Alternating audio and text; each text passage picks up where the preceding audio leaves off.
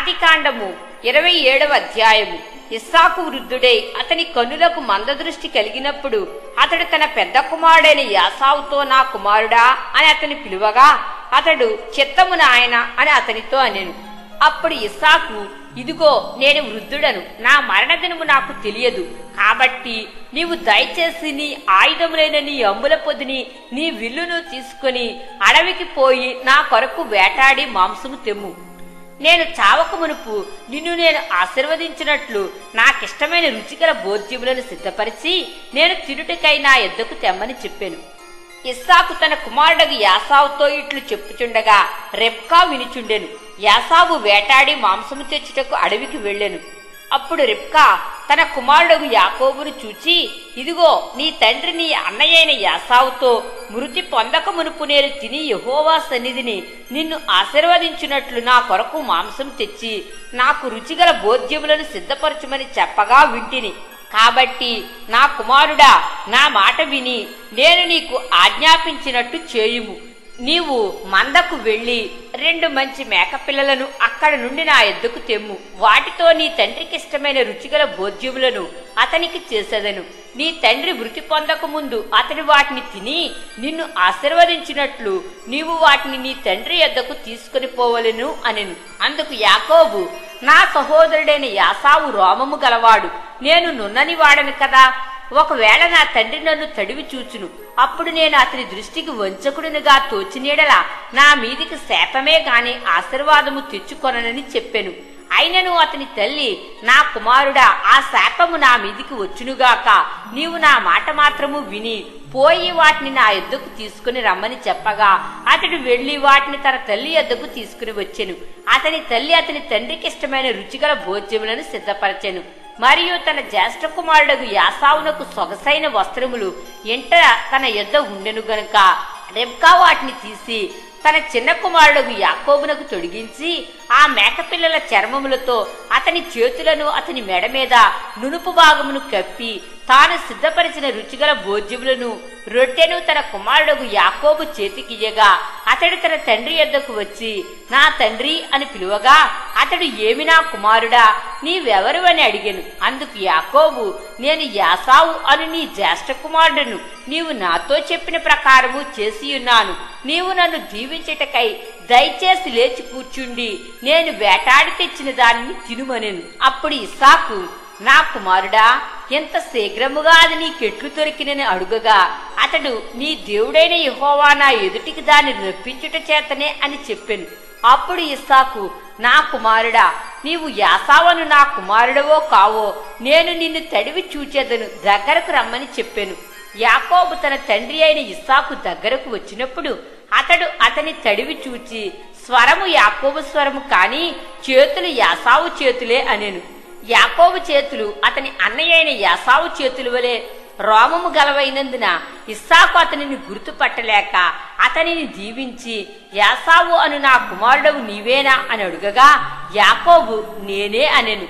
అంతటా అతడు, అది నా యొద్దకు తెమ్ము, నేను నిన్ను దీవించినట్లు నా కుమారుడు వేటాడి తెచ్చినది తిందుననెను. అతడు తెచ్చినప్పుడు అతడు తినెను, ద్రాక్షారసము తేగా అతడు త్రాగెను. తరువాత అతని తండ్రి అయిన ఇస్సాకు, నా కుమారుడా, దగ్గరకు వచ్చి నన్ను ముద్దు పెట్టుకోమని అతనితో చెప్పాను. అతడు దగ్గరకు వచ్చి అతన్ని ముద్దు పెట్టుకునేను.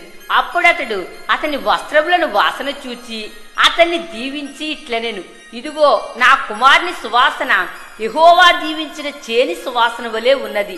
ఆకాశపు మంచును భూసారమును విస్తారమైన ధాన్యమును ద్రాక్షారసమును దేవుడు నీకు అనుగ్రహించునుగాక. జనములు నీకు దాసులగుదురు, జనములు నీకు సాగిలపడుదురు. నీ బంధుజనులకు నీవు ఏలికవై ఉండుము.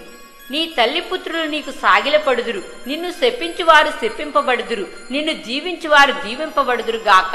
ఇస్సాకు యాకోబును దీవించుటే అయిన తరువాత యాకోబు తన తండ్రి అయిన ఇస్సాకు ఎదుటి నుండి బయలుదేరి వెళ్లిన తక్షణమే అతని సహోదరుడైన యాసావు వేటాడి వచ్చెను.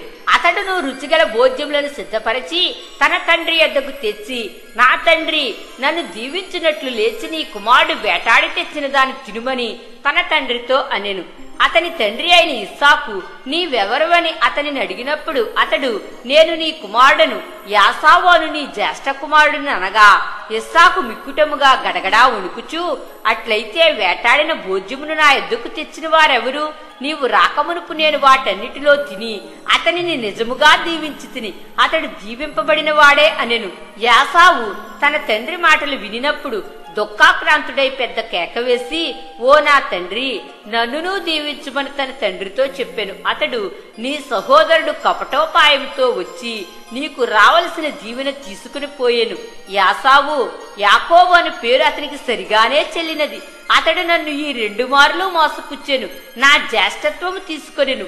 ఇదిగో ఇప్పుడు వచ్చి నాకు రావలసిన దీవెనను తీసుకునేనని చెప్పి నా కొరకు మరి ఏ దీవెనయు మిగిల్చి ఉంచలేదా అని అడిగాను.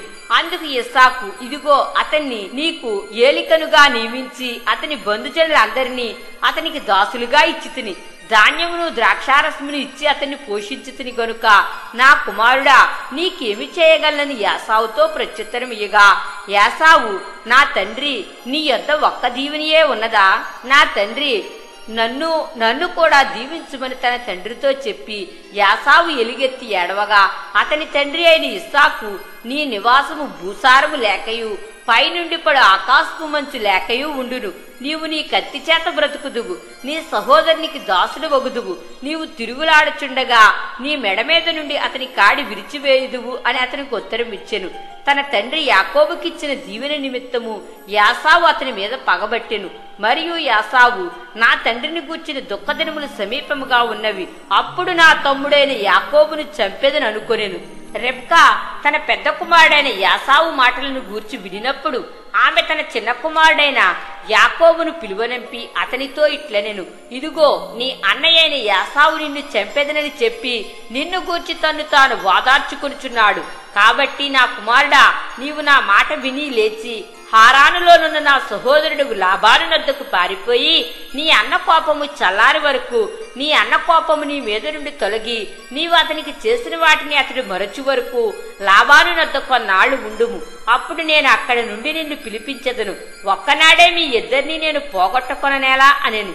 మరియు రెబ్కా ఇస్సాకుతో హేతు కుమార్తెల వలన నా ప్రాణము విసికినది.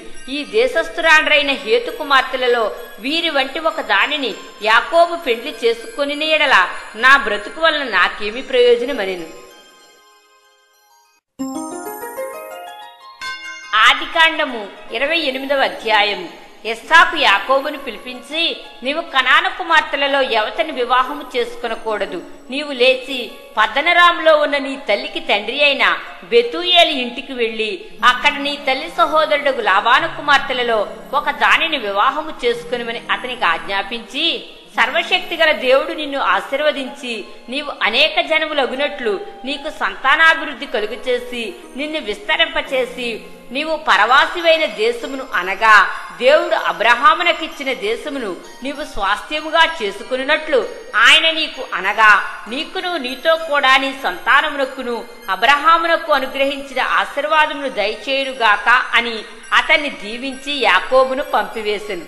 అతడు పద్దనరాములో ఉన్న సిరియావాడగు బెతూయేలు కుమారుడును యాకోబు యాసావుల తల్లియగు రెబ్కా సహోదరుడునైన లాబాను నద్దకు వెళ్లెను.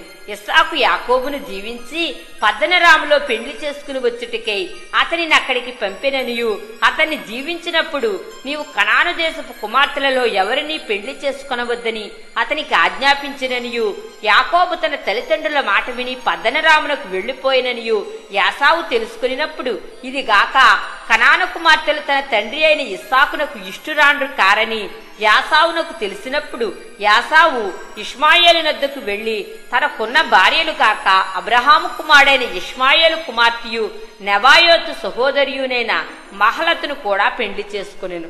యాకోబు బేర్షెబా నుండి బయలుదేరి హారాను వైపు వెళ్ళుచు ఒక చోట చేరి ప్రొద్దుగురుంకినందున అక్కడ ఆ రాత్రి నిలిచిపోయి ఆ చోటి రాళ్లలో ఒకటి తీసుకుని తనకు తలగడగా చేసుకుని అక్కడ పండుకొనెను.